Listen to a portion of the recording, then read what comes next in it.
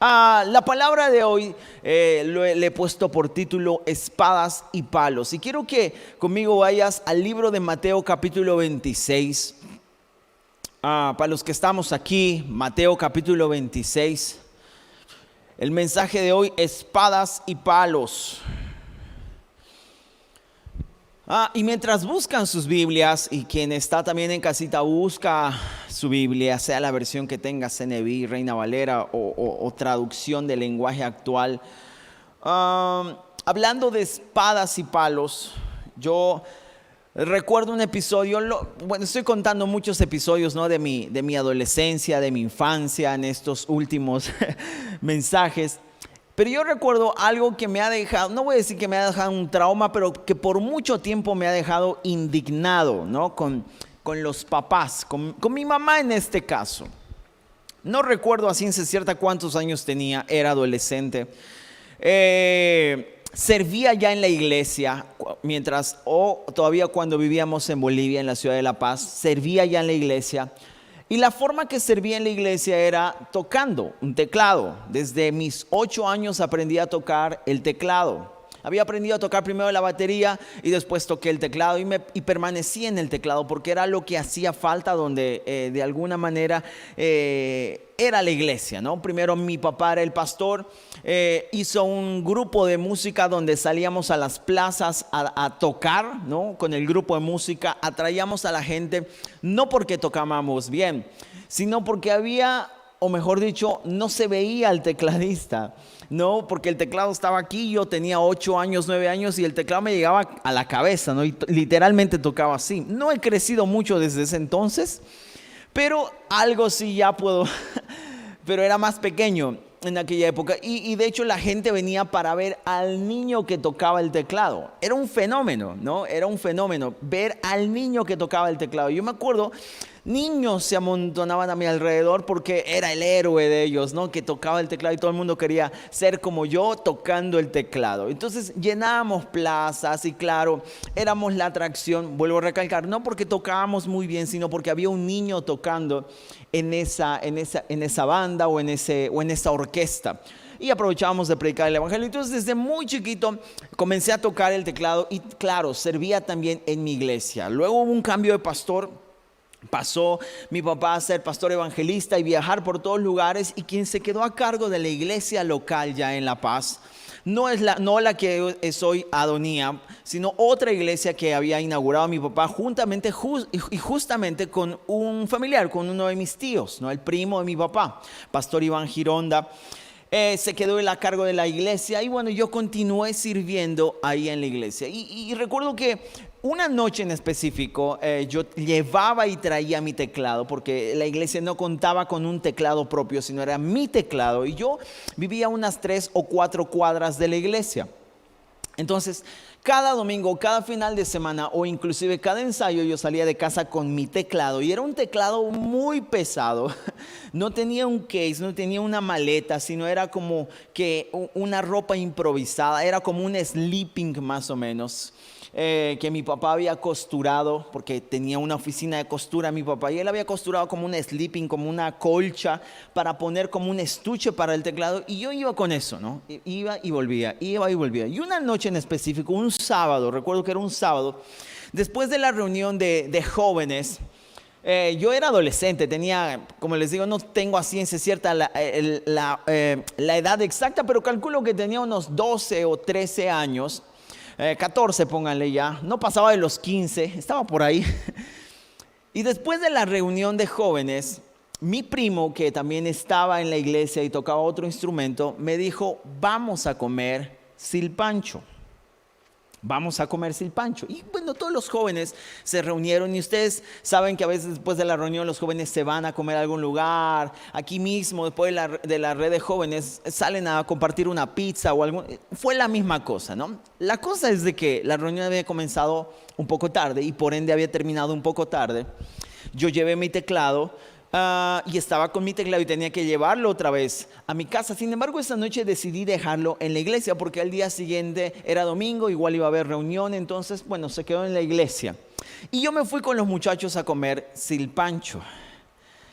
Y saben que no es comer únicamente. Cuando vos estás solo puedes comer en 5 o en 10 minutos de acuerdo a tu hambre. Cuando estás con amigos, se pasa el tiempo y se pasa volando. Lo único que recuerdo es de que cuando nos dimos cuenta que ya era tarde, era cuando la señora dijo, ¿a qué hora se van a ir, jóvenes? ¿A qué hora se van a ir? Y mi primo vio el reloj y ya eran pasada la medianoche, ya era más de la medianoche, ¿no? Y ese momento es como que de toda la alegría que yo tenía, porque yo siendo un adolescente de 12, 13, 14 años, estaba con jóvenes universitarios, 18, 20, 21, y yo me sentía a gusto con ellos. Creo que desde chico siempre quise ser más grande, más adulto y maduré muy rápido. Yo me sentía bien, la estaba pasando bárbaro. De hecho, era como que aquello que anhelaba y deseaba, ser ya un joven independiente, estar ahí libre.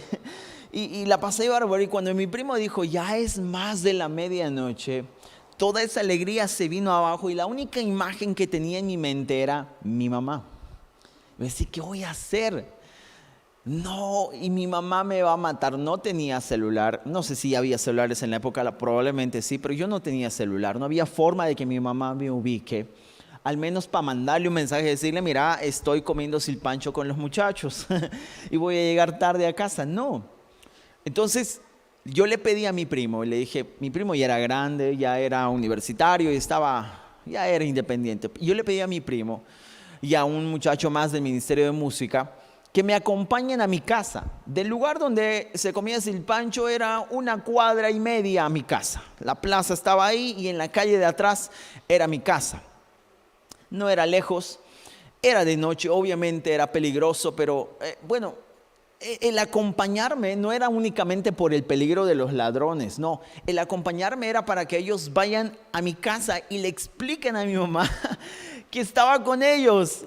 O que literalmente ellos me habían obligado yo quería eso, ¿no? Que ellos asuman toda la responsabilidad y que me dejen en casa y mi mamá sepa que yo no me escapé o yo no fui por mi voluntad, sino que ellos me llevaron. Entonces mi primo obviamente accedió, me llevó a mi casa y cuando yo estaba llegando a mi casa, yo la vi a mi mamá, pero mi mamá no estaba feliz, no estaba después me dijo que estaba preocupada, pero lo que yo vi en ella era una rabia, vi enojo y la vi con un palo, estaba con un palo. Y yo recuerdo que cuando mi primo me llegó, le dijo, no tía Andrea, vas a disculpar, no quiero saber nada, anda a tu casa, ahorita le voy a llamar a tu mamá o voy a hablar con tu mamá.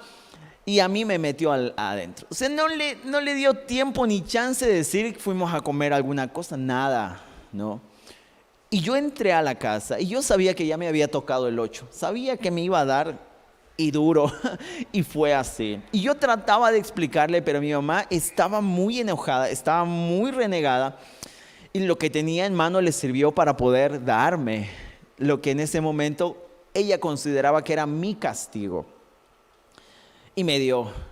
Y yo recuerdo muy bien me costó después sanarlo porque yo estaba muy, después de ese episodio que me había pegado, que me había dado de palazos, estaba muy molesto porque yo decía, yo estaba en la iglesia, o sea, no estaba como mis amigos del colegio de fiesta, no estaba en las discotecas, ni siquiera me fui, qué sé yo, a hacer algo malo. Estaba en la iglesia y de la iglesia me fui a comer silpancho, comí silpancho, nunca he comido silpancho, me pagaron un silpancho. Y después me vine a casa, se me pasó la hora, se me pasó la hora, pero no hice nada malo. Y mi mamá me había pegado mucho y me había pegado bastante. Me enojé, obviamente por mucho tiempo estuve muy resentido, pero después de que pasó mucho tiempo, y de hecho hace un par de semanas, y siempre le molesto con esto a mi mamá, ¿no? Siempre le molesto, porque te acuerdas de aquella vez que me has agarrado a palazos, ¿no? Qué bueno que ahora te has convertido, le digo, ¿no? Ya era cristiana mi mamá en la época, pero le molesto, ¿no? Y le decía, y en una ocasión, no habíamos hablado del tema, y yo le pregunté, mami, ¿por qué me pegaste? O sea, yo estaba en la iglesia, ¿por qué me pegaste? ¿No? Y con palo todavía, o sea, me recibiste en la casa con palo. Cualquiera le diría, hijo, no, ¿dónde estás? Me he preocupado por ti, creí que te habías escapado. No, me pegaste, o sea, estabas enojada, me extrañabas. Y mi mamá me dijo, claro que sí. Solamente que tenía una mezcla de sentimientos. Y yo le decía, ¿pero por qué con palo? Y ahí ella me explicó. Dijo, es que, Ronald, entendí algo. Dijo, eran las 12 de la noche. Yo ya estaba desesperada. Fui a la iglesia, no había nada. Y de repente unos chicos aparecieron de atrás y me empezaron a seguir. ¿Y yo qué hice? Vi a mi alrededor y agarré un palo. Había un palo tirado y agarré un palo. Y empecé a gritar, vecinos, vecinos, me quieren robar. Y los chicos se fueron. O sea, me querían robar. Y los chicos se fueron. Y con el palo yo empecé a buscarte, ¿no? Pero no era para ti el palo. Era para defenderme de aquellos que en el momento podrían hacerme daño. Y con más razón, y si no era para mí, ¿por qué me diste a mí? Es que estaba enojado y hasta ahí fue. La cosa es de que ella tomó el palo para poder defenderse de las personas, qué sé yo, malintencionadas que querían lastimarla. Obviamente ella mujer, y decía, yo era mujer, estaba sola, mi papá estaba de viaje, no estaba en la ciudad. Y ella sentía la responsabilidad. Claro, mientras yo obedecía sus condiciones de horarios de llegada, estaba todo bajo control, pero cuando se le salió de control tuvo que enfrentarse ante el peligro, por así decirlo, y ante la debilidad que ella demostraba como mujer, vio que el palo le daba de alguna forma seguridad, le daba de alguna forma un cierto poder, al menos para defenderse. Y recuerdo esto porque con eso mi mamá decía, bueno, podría de alguna forma tal vez golpearle, pegarle a alguien que me haga mal, que me haga daño. Además, vos me has hecho preocupar, por eso también te he dado. Me dice, no, pues yo no te he hecho nada, solamente me fui a comer silpancho. Y ya fue un episodio que sanamos con mi mamá, claro, ya le perdoné, ya lo arreglamos. Aunque no lo crean, después de eso por mucho tiempo ya no quise comer silpancho. Estaba herido y dolido, pero pienso en esto y veo el pasaje que vamos a leer, y si lo tienen ya vamos a leerlo, Mateo capítulo 26, versículos 47 en adelante, dice lo siguiente. Todavía estaba hablando, y lo voy a leer en la versión del lenguaje actual para que se pueda comprender mejor la historia, ¿ok? Dice, todavía estaba hablando Jesús cuando llegó Judas, uno de los 12 discípulos. Con él venían muchos hombres armados con palos y espadas. Digan conmigo, palos y espadas. Ahí en casa comenten, palos y espadas. Los sacerdotes principales y los líderes del país los habían enviado. Judas les había dicho, al que yo bese, ese es Jesús, arréstenlo. Judas se acercó a Jesús y le dijo, hola maestro, y lo besó. Y Jesús le dijo, amigo, haz pronto lo que tienes que hacer. Los hombres por su parte arrestaron a Jesús. Entonces uno de los que acompañaban a Jesús sacó su espada y con ella le cortó una oreja al sirviente del jefe de los sacerdotes. Pero Jesús le dijo, versículo 52, guarda tu espada, porque al que mata con espada lo matarán también. ¿No sabes que yo puedo pedirle ayuda a mi Padre y que de inmediato me enviaría un ejército de ángeles para defenderme? Deja que todo pase como está sucediendo hasta ahora. Solo así puede cumplirse lo que dice la Biblia. Jesús se volvió a la gente y le preguntó, ¿por qué han venido con palos y espadas como si yo fuera un criminal? Todos los días estuve enseñando en el templo y allí nunca me apresaron.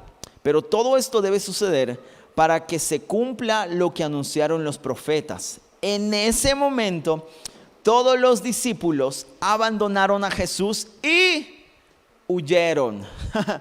Y aquí quiero explicarte un poquito esto de palos y espadas y palos.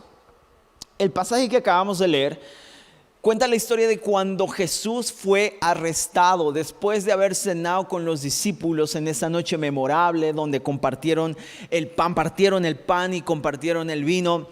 Llegó la hora de poder dar curso a lo que era inevitable. Aquello que de alguna forma Jesús quería, así por intención, por deseo, evitar, cuando en oración le dijo a su papá: si es posible que esto pase, que no pueda beber de esta copa, que no pueda vivir todo lo que estoy por vivir, por favor hazlo, pero que no sea mi voluntad, sino sea la tuya. Sin embargo, tenía que cumplirse todo lo que estaba ya escrito, para que así el plan de salvación, redención para la humanidad pueda llegar a través de la muerte y principalmente la resurrección de Jesucristo. Este arresto, la traición de Judas, estaba escrito y tenía que cumplirse. O sea, en los planes de Dios, y quiero explicarte esto, en los planes de Dios, en la historia, en la libreta, en el cuaderno de Dios, todo estaba bajo control. Pero aquí entran otras personas en la historia que, aunque caminaban con Jesús, de alguna forma todavía eran dominados y todavía seguían sus pretensiones. O sea, que en la mente de ellos todo se estaba descontrolando. Aquí en Mateo dice que era uno de los que estaban con Jesús que sacó su espada para defender a Jesús. En el Evangelio de Juan, que Juan fue más chismoso, dice que era Pedro. Todos los otros no dicen quién era. Tal vez lo querían cubrir a Pedro, pero Juan dice era Pedro. Lo deduró, le dijo era Pedro. Y Pedro saca la espada. Y quiero que podamos entender esto, porque por un lado podríamos ver a un Pedro que defendía a Jesús, y podríamos ver un sentimiento de alguien que ama a alguien. O sea, no, con Jesús no te metas. Pero todo esto es destruido cuando vemos el final de este pasaje que leímos en el versículo 56, que cuando Jesús dice esto, dejen que así suceda. No dicen los discípulos, bueno, entonces te van a llevar, vamos nosotros junto contigo. Pedro no dice eso, sino dice que entonces todos los discípulos, todos que estaban en ese momento, después de haber compartido una cena rica, después de haberles dicho, qué sé yo, que este es mi cuerpo, esta es mi sangre, voy a estar unido, hagan esto y tal y cual, y tener una noche maravillosa, tener una noche, porque una cosa es, qué sé yo, que hubiese pasado esto en un momento de tensión. Claro, el momento era de tensión, sin embargo venían de una cena. Y yo no sé, pero creo que las cenas de amigos y amigos que son muy allegados, amigos que son muy cercanos, cuando tú compartes en la mesa, no es una cena callada, no todo el mundo está ahí en silencio sin decir nada, no, hay risas, hay anécdotas, hay charlas, hay un montón de cosas, y es por eso, como esa noche que yo me comí silpancho hasta pasada la medianoche, hablando y hablando entre amigos, se nos pasó el tiempo y fue una noche feliz para mí hasta que llegué a mi casa. Igual para los discípulos, hasta que Jesús dice esto, déjenlos. O sea, vivían algo precioso y llega el momento en el cual Jesús es arrestado y el sentimiento de Pedro es defenderlo, pero no por amor, porque si no se hubiese quedado con Jesús. La Biblia dice que los discípulos huyeron. Al escuchar esto se fueron, patitas, paquete quiero, y se fueron, lo dejaron a Jesús solo. Y yo pienso y trato de imaginarme qué pasó. Y creo que para que podamos entender el espíritu y el sentido de este texto, necesitamos entender el contexto y no solamente lo que está escrito alrededor, sino ponernos en los pies, en los zapatos de Pedro, de los discípulos y principalmente de Pedro, porque créeme, nos parecemos mucho a él. Y no por lo bueno, no porque, qué sé yo, estamos sanando con nuestra sombra, no porque cuando nos paramos, predicamos y 5,000 se convierten, no, sino nos parecemos a él por sus debilidades. Pedro era un pescador. Pedro era alguien que de alguna manera tenía un negocio de pesca, se dedicaba a los pescados. era un negocio de alguna forma rentable. No era el negocio que toda persona soñaba o qué sé yo, que un joven decía, pucha, de grande yo quiero ser pescador. No, era lo que había, era lo que de alguna forma traía sustento a la casa de Pedro.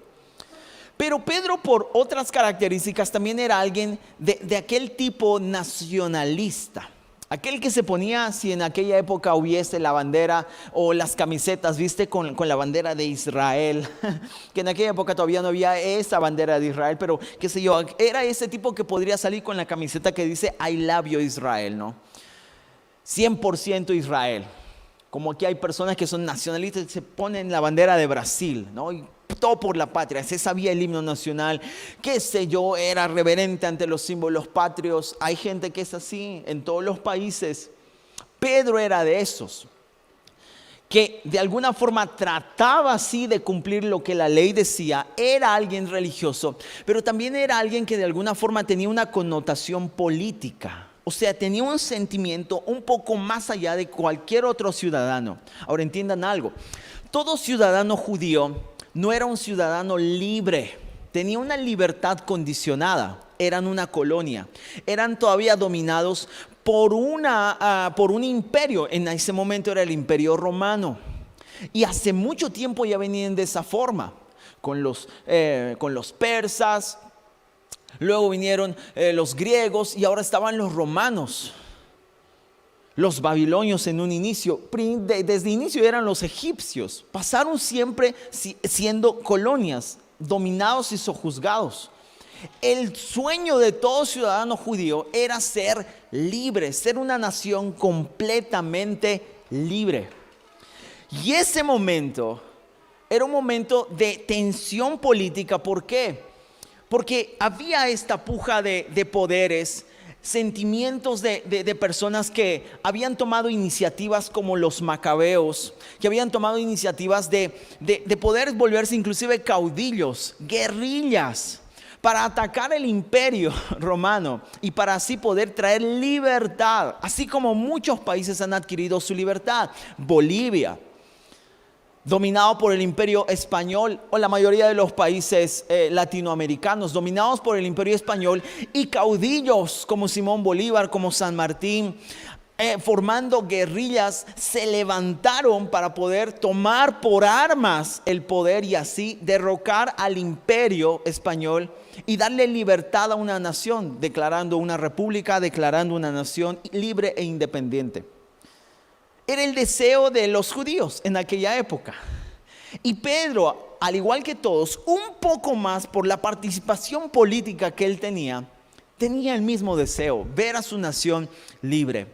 Y a la par había un sentido de esperanza, porque las profecías decían que vendría un Mesías, que vendría a traer esa libertad anhelada al pueblo, que vendría como el rey, y el mejor rey, aún mejor que David, el mejor rey que Israel podía tener, y que los iba a libertar, iba a restaurar Israel y le iba a dar la añorada y la deseada independencia.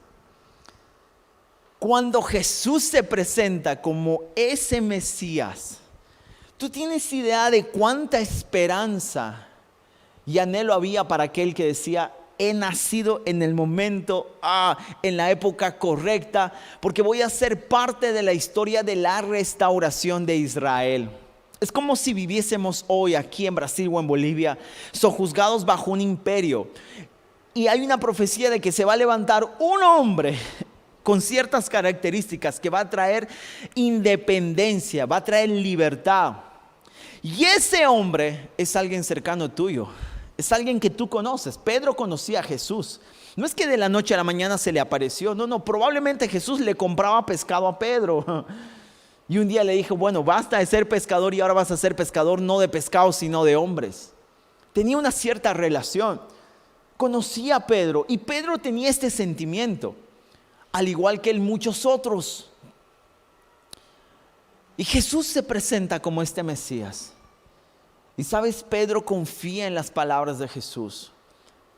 Y te vas a dar cuenta que la inconstancia que a veces Pedro tenía en el carácter no era porque únicamente, qué sé yo, él no creía en Jesús. No, no, no. De hecho, él depositó mucha confianza por encima inclusive de las cosas que Jesús enseñaba. Pero hasta ese momento todavía Pedro tenía la esperanza de que esa restauración, aunque cada día desde que Jesús le había dicho, ven, sígueme, cada día Pedro se daba cuenta que la forma en la cual Jesús quería establecer ese reino no era convencional. De hecho, era todo lo contrario. Jesús predicaba cosas que no venían y no tenían sentido en ninguna forma con relación a armas, a tomar el poder por las armas, por la fuerza, por la violencia. Era todo lo contrario. Jesús hablaba de una revolución en el carácter de las personas, en el espíritu, en el corazón. Venía a hablar de ese reino, que de hecho ese reino ya estaba, pero era ilógico. Decía, ¿cómo puede decir que este reino de Dios ya ha llegado y puede estar disponible para nosotros si todavía el emperador es César? Y todavía estamos sojuzgados. Por eso mucha gente que era cautivada por el mensaje de Jesús, porque era alguien popular, se impresionaba por los milagros, por las señales que Jesús hacía. Al escuchar este tipo de mensaje, este tipo de posición que Jesús tenía, que iban en contra de la política tradicional del momento, dejaban de seguirlo. Dejaban de seguirlo, se sentían decepcionados. Pedro no dejó de seguirlo porque él tenía una sensibilidad, y tal vez por la proximidad. Recuerden cuando Jesús les dijo, ¿quiénes dicen los demás que soy yo? Y a Pedro le dice, ¿quién dice? Y ustedes, ¿quiénes creen que soy yo? Y Pedro declara y dice, tú eres el Hijo del Dios vivo. Y en otro pasaje le dice, ¿ustedes también me van a dejar?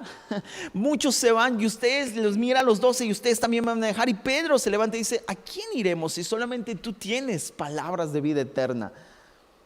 O sea, Pedro estaba con Jesús y aunque tal vez no veía concretizarse en ese momento esta revolución, entendía de que las palabras y el mensaje de Jesús eran poderosos y estaban produciendo un cambio en él. Sin embargo, ese deseo, ese sueño, ese anhelo de que algún momento Jesús diga, bueno, ha llegado la hora de poder tomar nuestras armas y rebelarnos en contra del César. Así que, ¿quiénes están conmigo? Pedro estaba listo y preparado por si acaso, porque siempre tenía su espada. ¿O quién lleva una espada a una cena, no? Pedro tenía su espada. Él sacó su espada porque dijo, cuando usted diga Jesús, estamos listos y preparados para tomar por las armas otra vez la nación y ser libres, siempre libres. O sea, hasta ese momento todo estaba dentro de los planes igual de Pedro. Estamos viviendo cosas maravillosas, estamos viendo el poder de Dios, pero ahora Jesús ya nos había hablado, sí, que iba a morir, que iba a pasar esto, pero otra cosa es vivirlo. Y ese momento cuando las cosas se salen fuera de control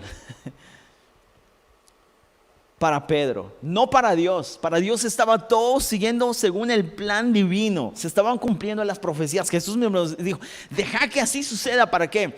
Para que todo se cumpla. Todo lo que estaba escrito se pueda cumplir. O sea, no para lo que tú deseas, sino para lo que Dios había dicho que se iba a hacer, así tiene que hacerse.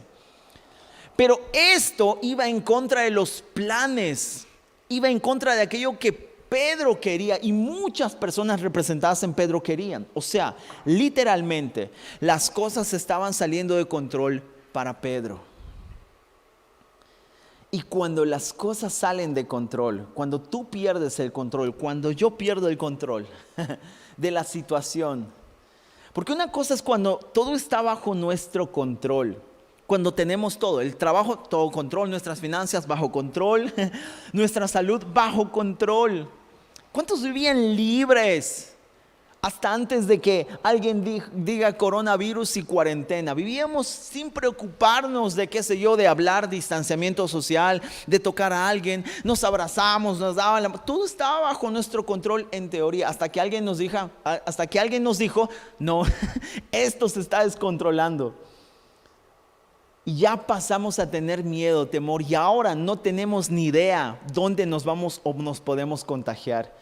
Nos pasamos alcohol en gel en todo lugar, andamos con barbijo en todo lugar, no queremos tocar a nadie, pero no tenemos igual seguridad todavía de que alguien inclusive que viva con nosotros pueda no haber tenido el mismo cuidado que nosotros y llegando a casa nos contagie.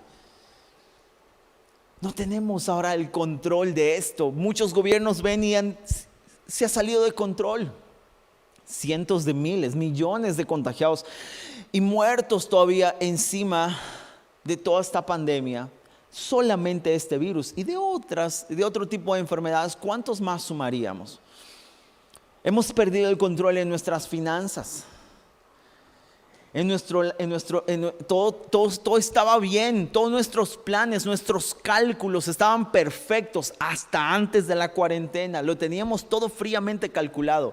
¿Y cuántos me dijeron, pastor, estaba todo bien, estaba todo calculado, iba a invertir en esto y tal y cual, y al segundo mes ya iba a recuperarlo todo y de ahí para adelante iba a ser lucro, y podría haberle servido más al Señor todavía, porque iba a tener más tiempo, más dinero, más tiempo? Y esto no es verdad, porque la verdad es que mientras más tienes, más quieres. Y menos tiempo, aunque hayas prometido darle al Señor, pasas a tener. Pero se salió de control. Y ahora están endeudados hasta la médula. Porque aquello que estaba bajo control, un virus invisible, no invisible, pero imperceptible a nuestro ojo natural, un pequeño virus vino a detener el mundo entero. Y que todo salga fuera de control, que se nos vaya de las manos.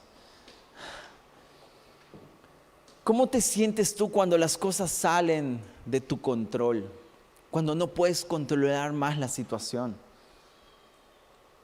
No sé para ti, pero yo voy a hablarte no solamente como pastor, principalmente como hombre. A los hombres nos gusta tener todo bajo control. Nos tomamos muy en serio, muy a pecho, creo que eso, en la parte que nos conviene, ¿no? De que nosotros somos la cabeza del hogar, somos la autoridad y somos quienes están ahí arriba. ¿Por qué? Porque tenemos que estar enterados de todo, porque tenemos que tener todo bajo control. Y mientras todo está bajo control, inclusive las cosas que no se deben hacer, inclusive las cosas que de ocultas hacemos, pero mientras todo eso está bajo nuestro control, está todo bien. Está todo ok.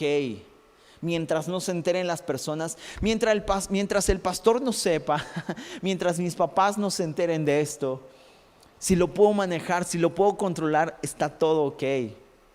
Mientras mi esposo no se entere, mientras mi esposa no se entere, mientras mis hijos no sepan, mientras la iglesia no sepa, está todo ok. Y si lo puedo controlar, está ok, está todo bien.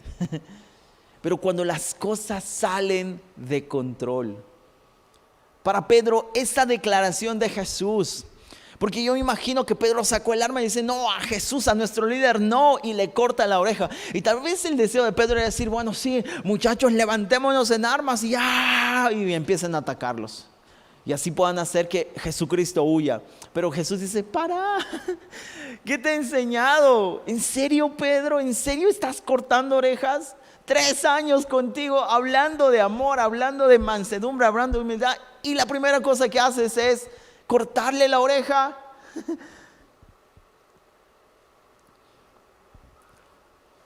Las cosas tienen que pasar así como están pasando. Y ese momento se sale del control. Todo lo que Pedro había dejado, un negocio que de alguna manera le daba de comer, había dejado de pescar para seguir durante 3 años a un líder que en ese momento estaba saliendo de control, para seguir a alguien que en ese momento estaba destruyendo sus anhelos, sus pretensiones, las pretensiones de Pedro, de pasar a la historia como un líder que libertó al pueblo de Israel del imperio romano y pasar así a ser escrito. Yo no sé si él deseaba, pero yo me imagino que sí, que esté su nombre escrito en los libros de la historia del pueblo de Israel, siendo Pedro se levantó un día en armas y trajo libertad al pueblo de Israel. Y ese momento, tras la declaración de Jesús, se le estaba saliendo de control. Y puede que sea esta misma situación hoy en la cual nos encontremos, cuando hay cosas que nosotros no estamos pudiendo más controlar. No tenemos más control sobre nuestra salud, no tenemos más control sobre nuestras finanzas, no tenemos más control sobre las relaciones dentro del hogar. Hay matrimonios donde ya el esposo no tiene más el control, la esposa no tiene más el control sobre los hijos, inclusive sobre los padres. De hecho, hay inclusive personas que ya no tienen control sobre sus emociones porque ya han perdido el sentido de lo que estaban queriendo hacer, de lo que de alguna forma tenían motivación por hacer, pero llegó algo, una situación, un acontecimiento, una circunstancia que te llevó a perder el control. ¿Y sabes cuál es nuestra reacción cuando perdemos el control? Sacar espadas y palos. La misma reacción que nuestra apostolita Andrea, bonita y linda, que me pegó. Pero cuando ya no tenía el control, porque mientras llegaba la hora, está todo bien, pero ya me pasé de la hora. Y fue a la iglesia y no me encontró en la iglesia. Y fue a buscar otro y se salió de control. La primera cosa que agarró, y cuando ya vio que alguien le iba a hacer daño, agarró un palo. Es que cuando se sale de control, es cuando en realidad empiezan a notarse nuestras debilidades, porque no las podemos más controlar. Cuando todo sale de control, cuando perdemos el control, es cuando empiezan a notarse nuestras debilidades.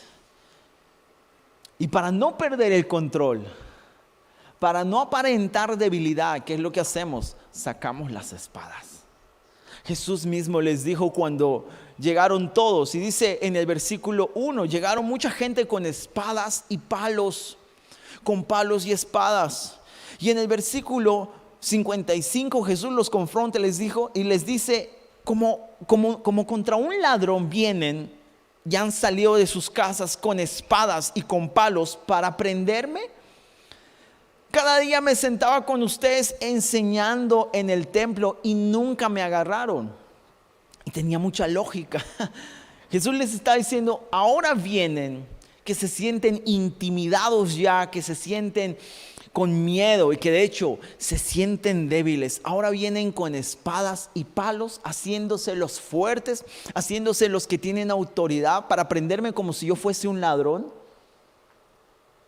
Yo no sé si alguna vez a ti te ha pasado. Lo vemos en las películas, no sé si alguna vez lo viste. Están durmiendo todo tranquilo y de repente escuchan un ruido en el baño o en la cocina. Y la esposa dice, tienes que ir a fijarte quién es. Y el esposo se levanta y ¿qué es lo que agarra? Generalmente en las películas es un bat de béisbol, ¿verdad? Un bat de béisbol. Y en las películas chistosas todavía es una raqueta de aquellas que matas mosquitos. No sabes qué le vas a hacer con eso, pero de alguna forma sientes que con eso al menos puedes herirlo.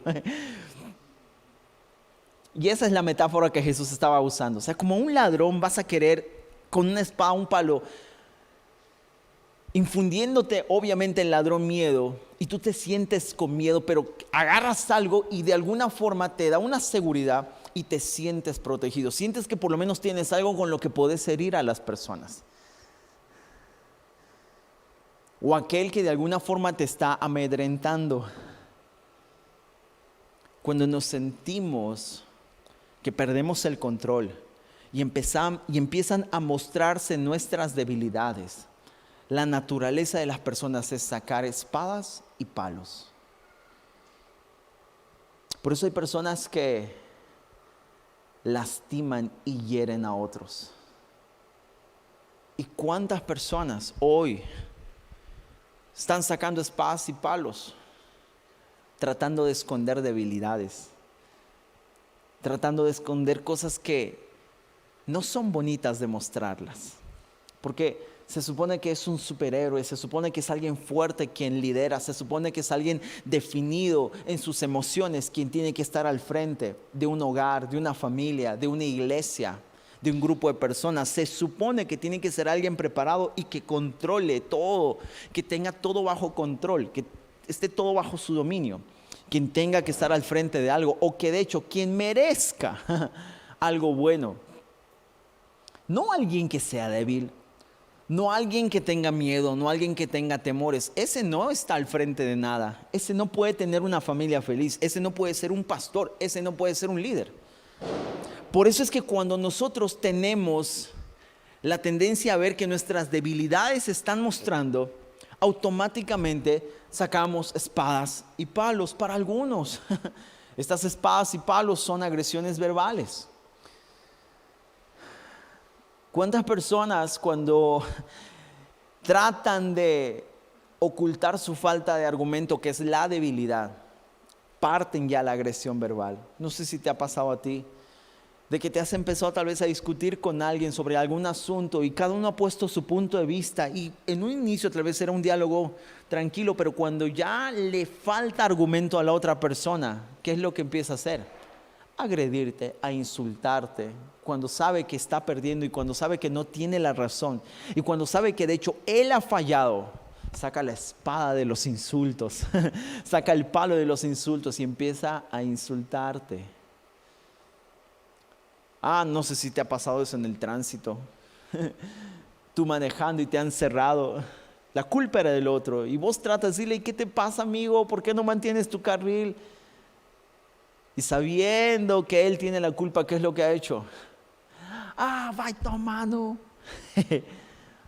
Cala a boca, seu filho da... Insultos. Para algunos y para otros, la espada que sacan día a día es la espada del bullying, el palo del bullying. Pero ellos tratan de esconder la debilidad de la baja autoestima. Tal vez inclusive de un posible caso de bullying para con ellos, pero en otro ambiente.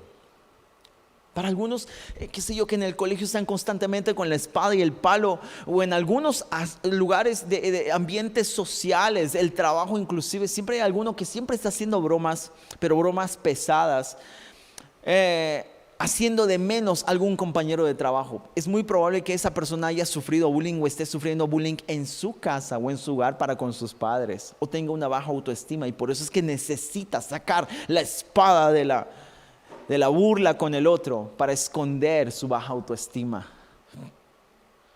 Para otros la espada es la indiferencia.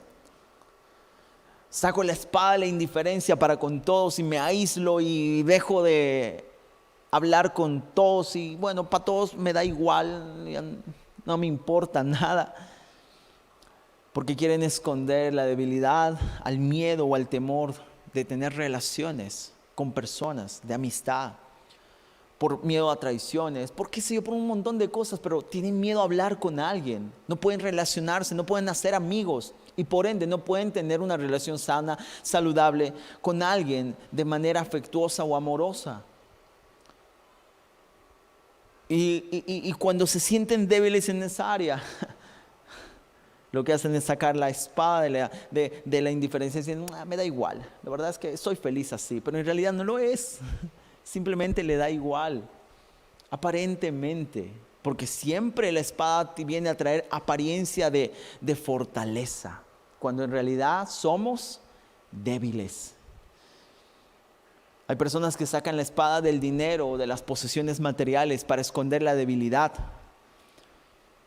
de que no encuentran valor alguno en ellos si no tuviesen dinero, no tuviesen una buena ropa, si no tienen el zapato de marca, si no tienen la camiseta de marca, si no tienen un auto bueno, no valen nada.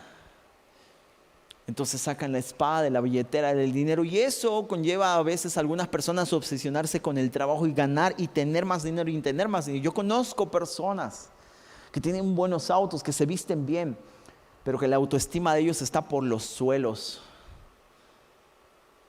Y se nota en la manera de hablar, en la manera en la cual se jactan de las cosas que tienen, de los viajes que realizan, de la ropa que se ponen, de los lugares donde comen. Porque la autoestima está por los suelos. No encuentran valor algunos si no tuviesen ese auto. No encuentran valor algunos si no comen en ese lugar. Si no se sacan la foto en ese viaje. Son personas que viajan mucho pero nunca disfrutan los viajes con su familia porque se pasan todo el tiempo sacándose fotos. No disfrutan las cenas, no disfrutan los almuerzos en esos lugares porque todo el rato tienen que estar postando que están en ese lugar porque es caro, para que de alguna forma las personas digan, ese vale algo, esa vale algo. Hay algunas personas que sacan las espadas o los palos de los logros académicos o laborales. Y no está mal en tener un buen trabajo y no está mal en tener un título universitario, tener una profesión.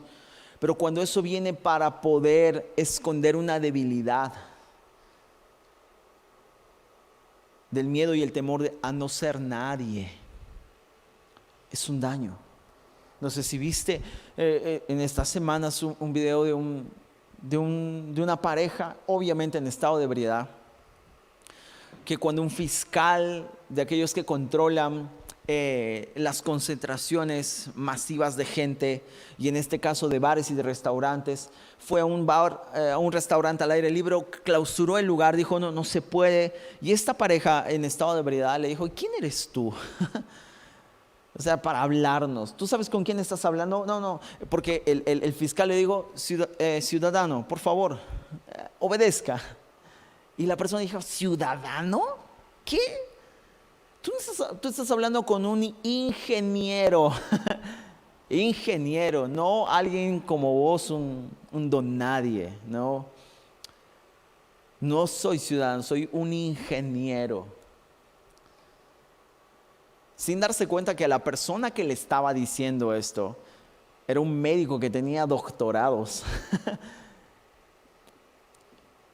Pero ponía el logro que había tenido tal vez al hacer 5 años de universidad y formarse en ingeniería, la espada de decir: bueno, soy ingeniero, para esconder una debilidad, el miedo a no ser reconocido por otra persona, a ser un don nadie.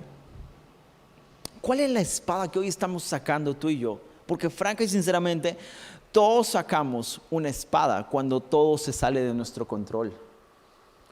Una espada que tristemente ni siquiera está ahí para simplemente hacer asustar a alguien, sino una espada o un palo que va a herir a otras personas, que va a herir a alguien, llevándolo a nivel ministerial. ¿Cuántas veces quisimos defender a Jesús? Quisimos defender a Jesús hiriendo a otras personas. Quisimos defender este templo, quisimos defender la estructura, lastimando a jóvenes, lastimando a mujeres, lastimando a hombres. ¿Cuántas veces quisimos defender lo santo? Quisimos defender la santidad de Dios hiriendo a las personas. Porque sacamos espadas espirituales que nada tenían que ver con la palabra de Dios, que es la única espada que deberíamos sacar. Pero espadas que venían de alguna forma traernos un poder cuando una debilidad se estaba mostrando. Es que esta es la tendencia. Cuando nuestras debilidades vienen y se van notando, nosotros queremos aparentar ser fuertes. Sin embargo, el que realmente era fuerte en esta historia o en este pedazo de la historia, el que realmente tenía poder y era fuerte, en realidad estaba demostrando ser débil. O sea, Jesús les dice: tú no crees, Pedro, que si yo ahorita pidiese: papá, envíame miles de ángeles, esos ángeles no estarían aquí y me defenderían? En otras palabras, Jesús les está diciendo: yo tengo poder para destruirlos a todos estos con un chasquido de Thanos. Con un chasquido de dedos pueden desaparecer. Tengo yo ese poder, pero no me jacto de esto y no voy a sacar ninguna espada, no voy a hacer ninguna oración para que vengan y los fulminen. ¿Por qué? Porque no es el sentido del mensaje de salvación, del mensaje de gracia, del mensaje de amor que durante 3 años he estado predicando contigo. Porque he enseñado todo lo contrario, que cuando tus debilidades aparezcan, no aparentes ser fuerte. ¿Y cuántas personas hoy que están débiles en algunos aspectos están aparentando ser fuertes, sacando espadas y palos y lastimando el hogar, lastimando a la esposa, lastimando al esposo, lastimando a los amigos, lastimando, y de hecho no se dan cuenta que ellos mismos se están lastimando? ¿Cuántas personas constantemente están sacando para esconder sus debilidades apariencia de fortaleza? Una sonrisa, que ni siquiera es una felicidad, sino que es algo que te trae la apariencia de fortaleza, pero en realidad por dentro estás llorando, estás mal, estás débil. y no aguantas más y no puedes más. Y cuando algo se sale de control, rápido sacas la espada, el palo, y dice: ¿quién conmigo? ¿Quién contra mí? ¿Qué cosa? O el otro, ¿qué te metes con mi vida? Y empiezas a pelear. Y se sale peor todo de control. Y al final, cuando ya no puedes nada, no sabes qué más hacer. Y esto es lo más triste. Así como los discípulos, huyes, te escondes. ¿Y cuántas personas que ya no pudieron más controlar esto? Al sacar espadas y palos, golpearon y hirieron muchas personas, terminaron hiriéndose a ellos mismos, tuvieron que huir y hoy están metidos en depresión y no quieren saber nada de nadie y de nada. Huyeron de la sociedad, huyeron de la iglesia, huyeron de sus familias, huyeron de todo. Pero ahí está Jesús,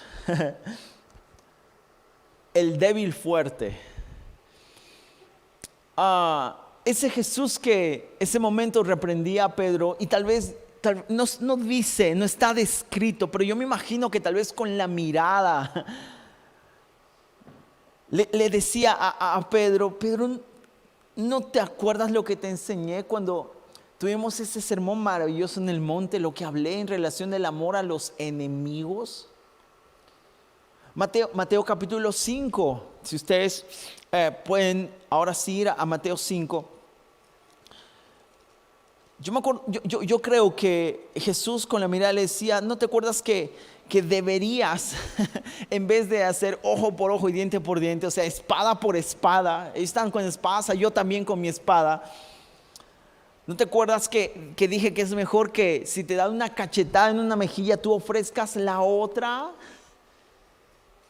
O que le recuerde del sermón, como te decía, de las bienaventuranzas, más específicamente en el versículo 5 de Mateo 5, que dice: bienaventurados los mansos, no los mensos, sino los mansos, porque ellos recibirán la tierra por heredad. Bienaventurados los mansos. Y sabes, la traducción de esta palabra del griego, esta palabra en griego es praus, P-R-A-U-S. Mansos en griego, el original, la letra original o la palabra original en griego es praus. Y praus no tiene una traducción de una sola palabra, sino es un conglomerado de palabras que quiere decir lo siguiente: una persona poderosa, debidamente controlada. Este es el significado de esta palabra, mansos, que han tratado de darle esa traducción, pero la traducción original es esto: una fuerza bajo control. Alguien que es manso. Tú y yo convengamos, tal vez lo que hemos pensado es alguien que está ahí, no, sentadito, calladito. Por eso es que hay mucha similitud entre manso y menso. Alguien que no se da cuenta de las cosas, que pasa todo por desapercibido. No. Está hablando de alguien que de hecho es poderoso. Alguien que tiene la facultad, que tiene la autoridad para poder destruir a alguien, pero que esa fuerza y ese poder lo sabe controlar. Alguien así como Jesús. Él no era menso. Él no era alguien que no sentía, no pasaba de las cosas. Sí, me van a arrestar. Bueno, ya, lléveme, pues no sé. No, él sabía de todo y él lo dijo. ¿Tú crees que yo no puedo hacer aquí algo para que todos se mueran? Que pueda pedir ángeles y los maten a todos. Puedo hacerlo, pero no lo voy a hacer porque me someto a la voluntad de mi Padre. Él tenía poder para hacer todo, pero él prefirió ser manso en la extensión de esta palabra. Una fuerza, una persona que es poderosa, pero que sabe dominar todo esto. Y todo eso está bajo control. Si bien no podemos tener el control de todas las circunstancias, la Biblia, Jesús, el Espíritu Santo a través de Pablo mismo nos dice que debemos ejercer dominio propio. Y ese dominio propio no solamente es en relación a los deseos de nuestra carne. No solamente es en relación a los deseos que a veces carnalmente queremos, dominio propio. Entendemos por eso. Bueno, no, las chicas no. Para los chicos, no, las chicas no. Dominio propio. No solamente es eso, sino son en estas cuestiones donde tú puedes sí destruir a una persona con palabras. Y convengamos, hay situaciones en las cuales sí ¿Cuántas veces cristianos se han puesto, ay, gracias a Dios, yo soy salvo y no soy como vos, un pecador? Yo me voy a ir al cielo, vos te vas a ir al infierno. Oh, la espada que hemos sacado para destruir a alguien.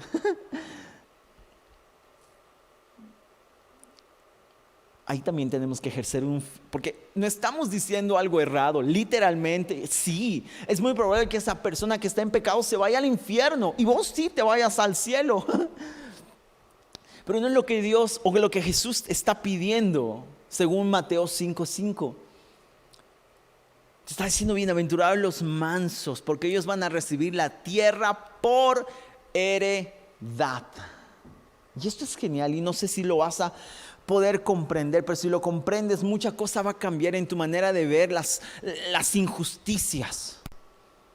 Porque hay una manera de poder conseguir un pedazo de terreno. Puedes trabajar toda tu vida, puedes matarte por conseguir ese terreno, o puedes recibirlo por una herencia. Por eso es que hoy muchas personas, cuando el abuelito ya está medio que ya en las últimas, los tíos empiezan a reunirse, ¿verdad?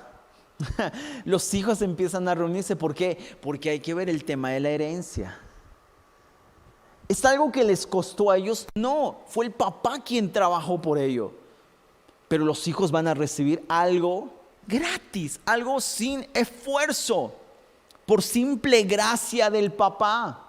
Y ahí vienen los problemas, ¿no? Porque algunos consideran que a un hijo debía darle más, a otro menos, pero el sentido de herencia, quiero que tú lo entiendas. Porque hay personas que van a conseguir luchando terrenalmente en cuanto a la justicia, las causas. Y pueden poseer la tierra así, luchando en la justicia, qué sé yo, luchando en esta cuestión, en tal cuestión, trabajando, haciendo el mayor esfuerzo. Pero otra cosa es recibir las cosas o las bendiciones por simple gracia, por simple heredad. Tú asumiendo una posición de mansedumbre, siendo manso, teniendo tu poder y todo lo que está a tu alcance de poder hacerlo bajo control. Y esto es genial porque Pablo habla de estas debilidades y quiero terminar con esto. 2 Corintios capítulo 12, versículos 5 al 10. Pablo habla de esta debilidad. Dice, yo podría estar orgulloso, 2 Corintios 12, 5, 10, y voy a leerlo también en la versión del lenguaje actual para que se pueda comprender mejor. Yo podría estar orgulloso de conocer a una persona así, pero no de mí mismo, pues yo solo puedo hablar de mis debilidades. En los versículos anteriores, Pablo habla en tercera persona. Habla en tercera persona. Habla como si dijese, yo conozco a alguien que ha ido al cielo. Él está diciendo esto. De hecho, él está hablando de él mismo, ¿ok? Aunque él dice yo conozco a alguien, está hablando de él mismo. Está hablando en tercera persona de él mismo. Yo conozco a alguien que ha ido al cielo. Él dice, no sé si realmente fue una visión o si literalmente el cuerpo, él no entiende si él viajó realmente hasta el tercer cielo, vio el paraíso, si es que, qué sé yo, fue una visión, fue un sueño. Dice, no tengo seguridad, pero lo cierto es que fui al cielo. Y dice, podría jactarme de estas cosas. Ahora sí, dice, podría ser orgulloso de este hecho, pero yo solo puedo hablar de mis debilidades. Claro que hablaría bien de mí, mejor dicho, claro que hablar bien de mí no sería una locura, porque estaría diciendo la verdad, pero no lo voy a hacer, porque no quiero que solo por las cosas que hago o digo, o por las cosas maravillosas que Dios me ha mostrado, alguien piense que soy más importante de lo que en realidad soy. Y convengamos, Pablo era alguien que sí puede hoy ponerse como un ejemplo de cristiano. Pablo tenía muchos créditos, si pudiésemos decirlo, para con Dios. ¿Cuántas iglesias aperturaste tú? Ninguna, ¿verdad? Pablo viajaba abriendo iglesias. Aquí tal vez podemos ya dar alguna cifra. ¿Cuántas casas visitaste tú? Y algunos pueden decir, sí, pastor, yo visité una, yo 2, 3, 4, 10, algunos podrán decir 20, gloria a Dios. Pablo visitó cientos de casas, por no decir miles de casas, en cada lugar que él viajaba, que iba. ¿Cuántos milagros hiciste tú? Y Pablo podía decir, sí, he hecho milagros, he orado por endemoniados, han sido libres, he orado por cojos, han caminado, he hecho esto, he hecho lo otro, un montón de cosas. Pablo tenía créditos y él, al decir esto, podría hablar bien de mí. Y al hablar bien, no estoy diciendo una mentira, sino diría la verdad. Prefiero no hacerlo. Y quiero que tú entiendas esto, por favor. Porque creo que lo que nos va a conectar a las personas que no son cristianas no son nuestros logros. No es nuestra santidad, ni son las maravillas que Dios haga con nosotros. Sino lo que nos va a conectar a las personas van a ser nuestras debilidades. Pablo está diciendo esto. Por eso, para que no me llene de orgullo, el versículo 7 dice, padezco de algo muy grave. Es como si Satanás me clavara una espina en el cuerpo para hacerme sufrir. 3 veces, versículo 8, le he pedido a Dios que me quite este sufrimiento, pero Dios me ha contestado, mi amor es todo lo que necesitas. Mi gracia, mi poder se muestra en la debilidad. Por eso, dice Pablo, prefiero sentirme orgulloso de mi debilidad para que el poder de Cristo se muestre en mí. Me alegro de ser débil, de ser insultado y perseguido y de tener necesidades y dificultades por ser fiel a Cristo. Pues lo que me hace fuerte es reconocer que soy débil. Pablo está diciendo, en vez de poder hablar al mundo entero de las cualidades mías, del poder del Espíritu Santo en mi vida, que siento la gran presencia, de poder hablar de estas visiones maravillosas. Y aquí yo voy a abrir mi corazón porque es algo que yo de igual forma, cuántas veces yo he escuchado de pastores, he escuchado de ministros de Dios, las experiencias maravillosas que ellos han tenido. Yo alucinaba cuando escuchaba de que el pastor José de Satirio dos Santos fue transportado, así como Felipe, en el testimonio que él decía, que cuando estaba aquí en Brasil y fue llevado a Cúcuta, Colombia, en un sueño, él fue transportado hasta Colombia, hasta Cúcuta. Durmiendo en Brasil, en São Paulo, en el lugar donde él vivía, en esa noche, dice, fui transportado como Felipe hasta Cúcuta. Y cuando él se despertó, porque en ese sueño, en esa transportación, el pastor José fue a una aldea, entró a la casa de algunas personas que vivían ahí en Cúcuta, le invitaron pan y leche. Pan y leche, en el sueño él dice estaba así. Y cuando se despertó en su casa, abrió la boca y cuando él se despertó tenía pan y leche en la boca. Él dice, por eso fui transportado a ese lugar. Y cuando después entendió que debía ir a ese lugar a predicar, cuando volvió a Cúcuta, las personas lo reconocían. Pastor, ha vuelto. Dice, sí, literalmente fui transportado. Y yo decía, wow, ¿cómo yo no podría ser transportado por ti, Jesús? Cuando escucho de otros pastores que hacen cosas maravillosas, en serio, es maravilloso. Y puedes vos ver lo bueno que hace. Pero queriendo no, eso trae un sentimiento porque después tú te ves al espejo y dices, ¿quién soy yo? Es como que tuvieses una película de acción de alguien muy valiente, de alguien varón, siendo yo varón, de alguien muy apuesto, de alguien muy fuerte. Y después vas al baño un momento y tienes que bañarte, y tienes un espejo y te ves desnudo tal y como eres y ves todas tus imperfecciones, ves que estás pasado de peso, ves que no eres tan apuesto como el actor de la película y ves que no tienes ni 10% del coraje y de la adrenalina, porque siempre el héroe se queda con la chica más linda y más bonita. Y de hecho tal vez en el momento tú inclusive consideras que, pucha, si estás casado a la vez a tu esposa y dices, no se parece en nada a la actriz de la película. Y sientes que la vida pasa bien para los demás, pero no para ti. Y es bonito oír todas esas cosas lindas que Dios hace con otros ministros que están viajando de nación en nación. Es bonito ver, es maravilloso y es motivante ver lo que Dios está haciendo con otros. Pero franca y sinceramente después tú te ves y dices, eso no es para mí.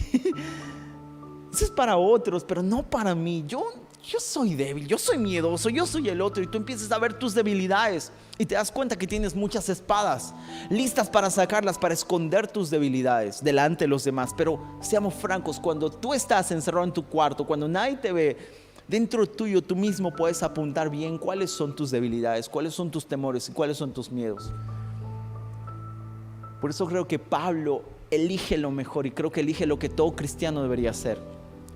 En vez de jactarme de las cosas buenas que yo vivo. Y no es que debamos ignorarlas, no, debemos sí celebrarlas, debemos testificarlas, claro que sí. Pero Pablo está diciendo, yo prefiero glorificar, prefiero enorgullecerme. Prefiero hablar de mis conquistas. Más que de mis conquistas, prefiero hablar de mis debilidades. Por eso es que Pablo habla en Romanos acerca de lo que no quiere hacer, pero lo que hace. Por eso habla de que aunque él, queriendo ser un buen apóstol, termina nuevamente pecando y dice, pucha, tengo debilidades y lo que quiero hacer de bueno no lo hago, y aquello que de malo no quiero hacer, eso termino haciéndolo. Habla de sus debilidades. Y yo quiero esta noche encerrar con esto. No te avergüences de tus debilidades. Dios sabe cuánto estás luchando. Dios sabe cuánto tú estás ahí con temor y con miedo de que alguien pueda descubrir tus debilidades.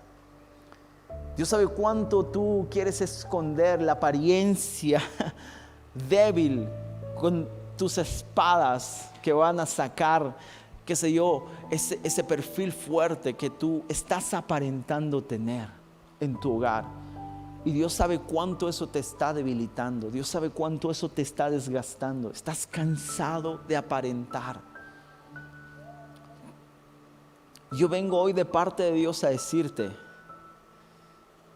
que mostrar tus debilidades puede traerte cura, sanidad y de hecho fortaleza. Porque Pablo dice esto: cuando yo me muestro débil, cuando yo reconozco que soy débil, cuando entiendo y reconozco que no puedo tener nada bajo control y me siento en el piso, en el fondo del suelo y reconozco sí que estoy allí, es cuando Dios se fortalece en mí y verdaderamente puedo ser fuerte. No por mis cualidades, no por lo que yo puedo hacer, sino porque Dios es enteramente en mí. Y sabes, de esto es que la gente quiere ser. Por eso cada vez que yo me pare en este púlpito, voy a decir que soy yo el primer pecador. Soy yo el primero que tiene problemas, probablemente en el matrimonio o los ha tenido. Soy yo el que tiene tentaciones en todos los aspectos y día a día lucho con eso. Soy yo como pastor el que está luchando contra vicios que para algunos, qué sé yo, pueden ser cosas que, temas tabús, pero vicios que no deberían ser para un pastor, no deberían ser para un apóstol, pero que Dios sabe que lucho día tras día con eso, y que soy vulnerable y que soy débil, que soy alguien que se enoja en el tránsito, sí, a veces sacando espadas diciendo que yo tengo la razón. Que se enoja y tiene problemas, sí, y se discute con la esposa y a veces se enoja y de hecho salgo de casa peleado para tener que venir a predicar. Pero esas debilidades me llevan a depender de Dios. No sé si algún día dejaré de tener esos problemas. Yo creo que no, la Biblia no dice eso. La Biblia dice que siempre vamos a tener aflicciones y problemas y pruebas y todo eso va a estar hasta el fin de los tiempos. Pero hay una promesa: Él iba a estar con nosotros también hasta el fin. Tal vez esos problemas y esas debilidades van a venir siempre para hacerme sentir como Pablo, con un aguijón en la carne todos los días de su vida. Aunque le diga: Señor, por favor, quiero ser diferente. Señor, por favor, quiero ser fuerte en este aspecto. Probablemente no lo sea jamás. Pero sí, cada día yo puedo reconocer y decir: sí, soy débil. Te necesito, Señor. No puedo, no tengo todo esto bajo control. Te necesito. Y aunque pudiese sí levantarme hoy y decir, Ronald, tú vas a conseguir esto y el otro y todo y cual, prefiero tener la tierra por heredad que por mi fuerza. Me doblego a ti. ¿Podría yo con todo mi conocimiento empezar aquí a predicar para poder condenar y juzgar a personas? Hasta de manera indirecta por cosas que me han hecho, por cosas que me han dicho. Pero prefiero doblegar mi conocimiento y decir, Señor, me entrego a ti. Podría ser así muchas cosas en mi fuerza y en mi poder, pero todo eso sería apariencia. Por eso hoy, de parte de Dios, vengo a decirte, es mejor ser débil. No te avergüences de tus heridas, no te avergüences de tus debilidades, no te avergüences de todo aquello que aparentemente no es tan santo en ti. Porque ahí es donde Dios se quiere fortalecer. Si hoy te encuentras débil, si hoy te encuentras en verdad cansado, agotado, siendo pastor, siendo líder, siendo cristiano, cansado de aparentar, créeme, yo sé lo que es eso.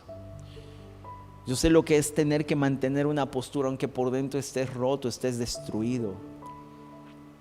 Tener que aparentar ser el hombre de Dios, aunque por dentro estés completamente mal, porque estás escondiendo cosas, porque estás mal en tus relaciones en tu hogar, estás mal en tus relaciones con tu iglesia, con tus líderes, no sé. Pero quiero decirte de parte de Dios, que todo eso hoy Dios puede tomarlo y que en vez que eso sea el motivo para que tú desistas de tu camino en el Señor, Él se pueda fortalecer y sea el motivo por el cual cientos y miles de personas puedan decir, yo no podré ser como aquel gran pastor que vive cosas maravillosas, pero si aquel está pasando las mismas debilidades que yo y tú, Señor, lo estás usando, yo también puedo. Y quiero decirte esto de parte de Dios, tú también puedes. Dios usa a los menos probables, aquellos que de alguna forma no califican en santidad según nuestros conceptos, en conocimiento según nuestros conceptos o nuestras normas, no califican para hacer cosas grandes en el reino de Dios. Dios usa aquello que para nuestro entender no tiene valor. Por eso es que mientras más ruin te sientas, mientras más desvalorado te sientas y mientras más veas a los demás con más chances y probabilidades de ser usados por Dios y no a ti, es cuando en realidad más chances tienes de que Dios ponga su mirada en ti. Y creo que hoy Dios está colocando su mirada en ti diciéndote, no importa lo que pase con los demás, no importa si los demás parecen fuertes o no, te sientes débil, yo quiero obrar en tu vida. Y quiero terminar con esta oración. La declaración de Pablo me ha salvado la vida a mí. Porque la verdad creo que por mucho tiempo más hubiese estado aparentando ser fuerte. Cuando en realidad estar mal no está tan mal que digamos. Sentirte mal y sentirte débil no había sido tan malo. Y no me refiero a que tengas que estar todo el tiempo así, deprimido, mal. No. Me refiero a que hay momentos en los cuales, como ahora, tal vez vas a arrodillarte donde estás. Vas a doblar rodillas y vas a decir, Señor, no puedo más, soy débil. Pero ya no quiero sacar ni una espada más para herir o para aparentar ser fuerte. Quiero depender de ti. Quiero que te fortalezcas en mí. Tú que tal vez estás viendo esta transmisión por primera vez, dale tu vida a Jesús. Ya no luches en tus fuerzas. Yo sé que la vida tal vez para ti ha sido muy injusta, pero te vas a dar cuenta que cuando entregues tu corazón a Cristo, todo estaba bajo su control. Tal vez salió de tu control muchas cosas. Tal vez todo se descontroló en tu vida, pero cuando entregas tu corazón a Cristo, te vas a dar cuenta que todo está bajo su control y que de hecho, todo lo que aparentemente hasta ahora te perjudicó, de aquí en adelante puede ser el motivo o el trampolín para que tu vida tenga un nuevo sentido y puedas escribir una nueva historia con Cristo Jesús. ¿Dónde estás? Y los que estamos aquí, cerramos nuestros ojos, vamos a orar. Señor Jesús, queremos entregarte nuestras vidas, nuestros corazones. Y a cada persona que hoy, Señor, ha escuchado este mensaje, podamos cambiar nuestros palos y espadas, dándole otra mejilla, pudiendo controlar esta fuerza que a veces tenemos en apariencia o no, pero someterla, Señor, a tu voluntad. Yo te entrego cada persona que ha escuchado este mensaje, Señor, y que de alguna forma sienta hoy que no puede más, se sienta débil, se sienta desfavorecido. Hazles entender y hazles saber, Señor, por tu Espíritu, que tú quieres usar esa debilidad para generar empatía con otras personas y hacerles saber que aún a esa persona tú puedes levantarlo, tú puedes usarlo. Y de hecho, tienes toda la intención de fortalecerse. Por eso, Señor, lo único que te pido esta noche es que en cada persona que hoy está doblando rodillas en el lugar donde está, y de conociendo y diciéndote, Señor, soy débil, no puedo más, estoy cansado, ya no quiero aparentar, que tu Espíritu Santo este momento pueda abrazarlo y tu poder se fortalezca en esa persona y nunca más pueda dudar de quién es su Padre. Eres tú, Dios. Que nunca más dude de que si está solo o no, pues el Espíritu Santo lo acompañe todos los días de su vida. Jesús, yo te pido con todo el corazón, fortalece a tu pueblo débil, fortalece a tus hijos cansados y no permitas, por favor, que nunca, Señor, vivamos de apariencias y mucho peor, mucho menos, que podamos sacar espadas espirituales para herir a otro. Podamos sacar espadas religiosas para dañar a otro. No, Jesús, tú no necesitas defensa. Tú simplemente nos pides que amemos, que te amemos a ti con todo nuestro corazón, con toda nuestra mente, con todo nuestro ser. Y podamos hacer de la misma forma que tú nos amas, amar a nuestro prójimo. Lo vamos a hacer, Señor. Lo vamos a hacer porque cuando reconocemos que somos débiles, tú te fortaleces en nosotros, nos enseñas el camino por el cual debemos andar y tu voluntad se cumple. Tu voluntad se cumple, Señor. Queremos irnos declarando esto, que tu voluntad se cumpla en nuestras vidas. Que tu voluntad se cumpla en nuestras vidas, Jesús. Nos sometemos y sometemos nuestro poder, si es que lo tenemos. Sometemos nuestro conocimiento y nuestra fuerza, si llegamos a tener alguna, a tu voluntad y a tu control. En tu nombre así oro, Jesús. Amén, amén y amén. Gracias por acompañarnos. Si te gustó este video, dale like. No olvides suscribirte y activa las notificaciones, así no perderás ningún video.